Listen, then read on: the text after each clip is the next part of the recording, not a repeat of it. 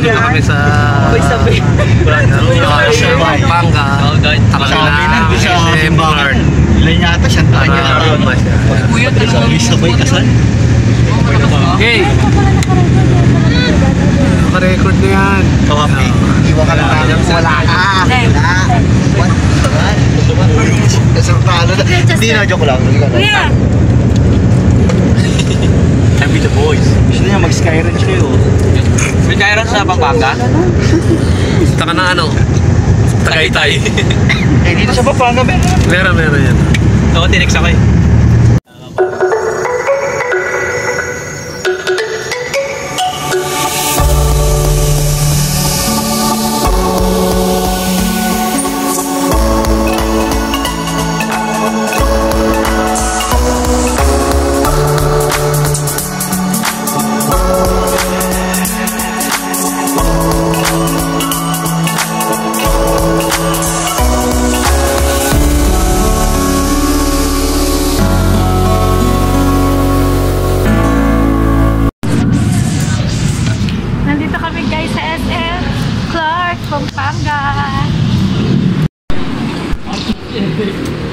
Yan yung mga kasama namin.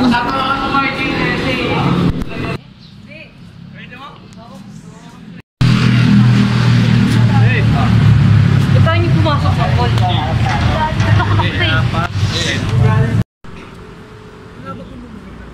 Wala na sa ano nga. Ayun sila, Chester, si Daddy and si Chris. Kaupo dun, medyo malayo sa akin. Ayun sila. Yan. Yan merang kulay yellow. Tsaka violet. Diyan nakaupo sila, Daddy. Mga kaakay, nandito kami ngayon sa SM Clark. Masyal lang dahil umattend kami ng kasal ng pinsan ni Mrs. ko. Marami kami ito. Naghihintay kami kasi 10 o'clock pa yung bukas sa mall. Bunso, kaway ka lang, Bunso. Bunso, kaway ka, dali. Oo, nakasilibot sa'yo. Yung iba namin kasama na doon. Papay na. Mga kaakay. Kasi babalik, pumunta kami doon sa reception mamaya kapag tapos na yung pasok. Ayun, nakaupo sa kabilang side. Mga kaakay. Wait lang kami sa 10 o'clock para makapasok sa loob. Waiting lang. Mga kaakay. Ganda ng SM dito, guys. Kapakita ko sa inyo yung SM Clark. Kung gaano kaganda. Malaki, sobrang laki. Parang nasa BGC ka. Okay, kakay. Mamaya na lang ulit. Kaya nga pala kami nandito sa Pampanga kasi yung cousin ko, si Camille, ay ikakasal ngayon kay George. At na-invite kami dito sa Pampanga para umattend ng kasal nila. Ongoing na guys yung kanilang wedding dahil civil wedding lang. Dahil nga ang nandoon lang ay yung ikakasal at yung mga ninong-nina and yung parent. So habang nag-aantay kami na matapos yung wedding nila, nag-decide kami magpunta muna dito sa SM Pampanga para magpalipas kami ng oras. Para hindi rin mainit yung mga bata. Pagpasok namin, ibibili ko agad si Charles ng drinks niya kasi nauuhaw na siya. Sorry nga pala guys hindi ko na na-vlog yung on the way namin papunta dito sa Pampanga. Kasi masakit yung ulo ko. And since wala pa akong tulog, sabi ko i-book muna ako. So i-book ako sa group. Pero guys, hindi rin ako makatulog ng dire-diretso kasi yung pwesto ko sa van nasa gulong. Kaya kapag merong mga dadaanan na medyo lubak, matagtag yung pwesto ko. So, hindi ako makatulog din ng maayos. And isa pa, since hindi naman ako sanay din sa biyahe, maano ako sa biyahe, yung nasusuka, yung feeling nasusuka. So, isa pa rin sa iniisip ko yung hindi ako makatulog. Kasi kanina habang natatagtag ako sa bar, medyo feeling ko parang masusuka na ako. Isa pa, si Charles din, pinakita ko kanina sa video, nasusuka-suka na rin siya. Pero ginawa niya, natulog din siya para hindi na masyadong maramdaman yung feeling na nasusuka siya. Pero di naman na kaming plastic, so if ever mag-vomit kaming dalawa. Kaya kada biyahe namin, talagang hindi namin makakalimutan na yung nakalabas na plastic. So, pareho niya rin ba kami na nasusuka sa tuwing biyahe? At nakaka-relate din ba kayo na merong naka-ready rin kayong plastic? Ayan guys, nakapasok na kami sa mall. Nagbukas na din kasi 10:05 na. Yan, libot-libot muna kami dito habang hinihintay namin matapos yung kasal. First time lang namin guys makapunta rito sa SM Clark, Pampanga. So, nung sinabi ni Camille na mamasyal muna kami sa SM, sabi ko, sige, go! Para makapasyal na rin yung mga bata.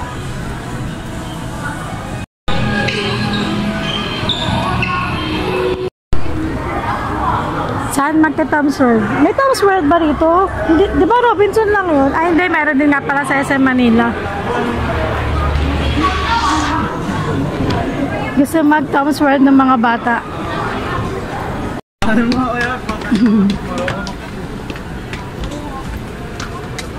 Ay, naku.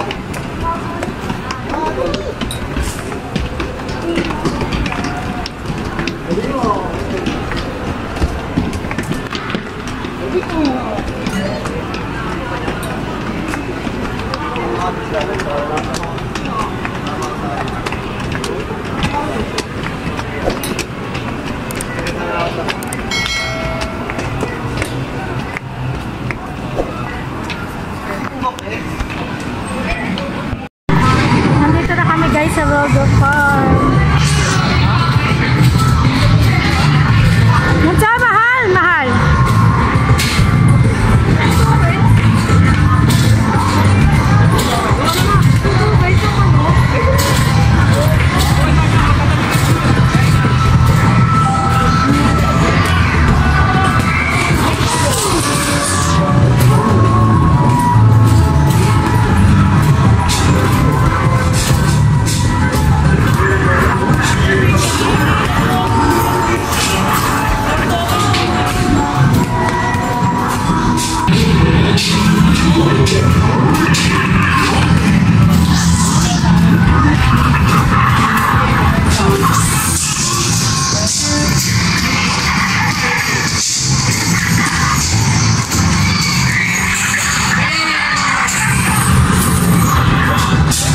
Chocolate, oh.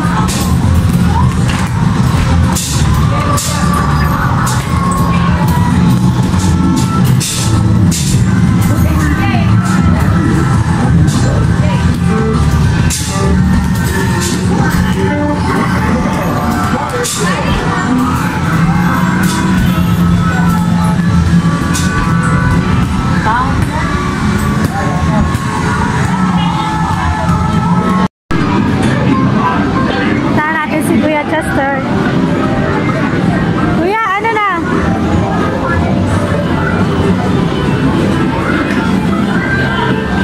Baby shark?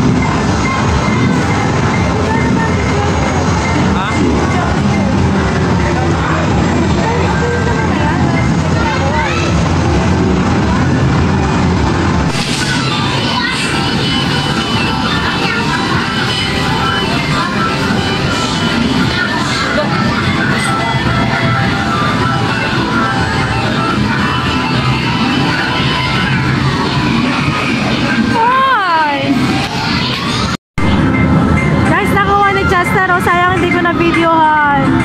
Nakuha niya yung Peppa Pig. Ito. JC, bigay ito ni Kuya Chester for you. Nakuha ni Kuya. Kinuha niya talaga to para kay JC. Para meron daw siyang maiuwi para kay JC.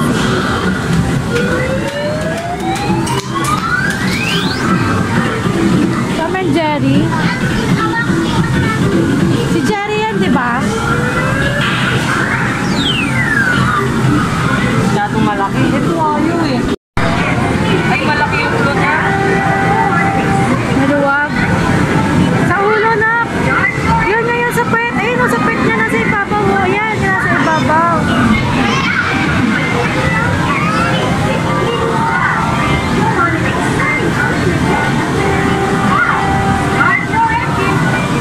Oh. Ayaw kumapit ang ulo.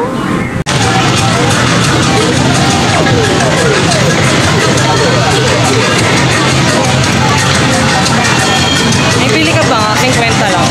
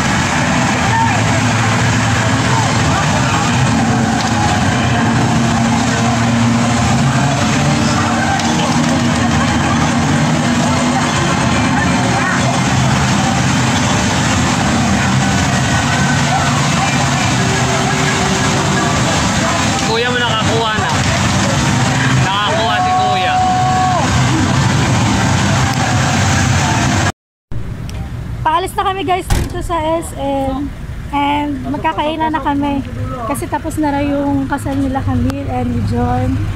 Best wishes sa dalawa.